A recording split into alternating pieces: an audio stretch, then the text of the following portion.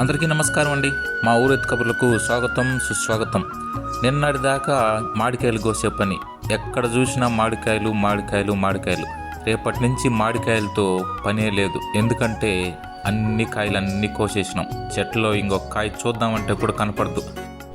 ఏదైనా మనం కోసేటప్పుడు ఏదైనా తప్పు ఉంటే ఆ కాయలు ఏదైనా కనిపించచ్చేవో కానీ పొరపాటున కూడా ఇంకా మామిడికాయలు ఇంకొక సంవత్సరం దాకా మామిడికాయలు అనే మాటే లేదు. ఈ సీజన్ వచ్చిందంటే చాలు ప్రతి ఒక్కరూ మా ఊర్లో మామిడికాయలు మామిడికాయలు మామిడికాయలు, ఇంకొక పేరైతే లేదు. టీవీలో చూస్తే కూడా మామిడికాయలు న్యూసే, ఎక్కడైనా 10 మంది కూర్చున్నారంటేనూ ఈ మామిడికాయలు న్యూసే. ఇక రేపటి నుంచి మామిడికాయలే లేవు.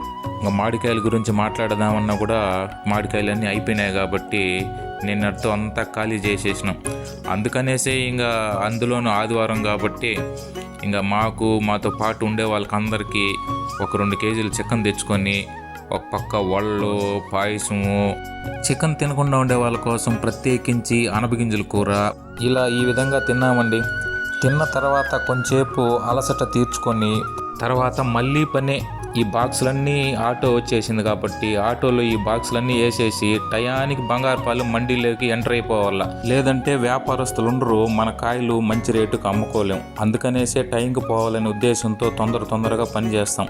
ఇది అండి, ఈ సీజన్ వచ్చిందంటే మాదరం వల్ల పరిస్థితి ఈ విధంగానే ఉంటుంది. రాత్రి పగలు తేడా లేకుండా కష్టపడి అసలు నిద్ర కూడా ఉండదు టయానికి. ఈ విధంగా కష్టపడినామంటేనే ఏదో 10 రూపాయలు సంపాదించుకుంటాం.